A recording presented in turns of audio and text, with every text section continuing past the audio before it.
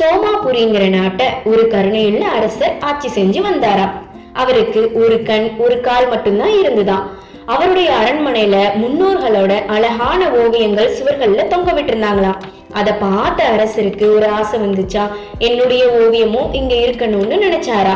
அதற்காக தன்னுடைய அமைச்சரை விட்டு மக்களிடம் மன்னருடைய ஓவியத்தை அழகாக வரைந்து தருபவர்களுக்கு நிறைய பரிசுன்னு அறிவிச்சாராம். அதற்கு யாருமே முன்வரவே இல்லையா. ஒரு நாள் வயதான ஒரு ஓவியர் நான் வரைந்து தருகிறேன்னு வந்தாராம். எல்லாரும் ரொம்ப ஆவலோட எதிர்பார்த்தாங்களாம்.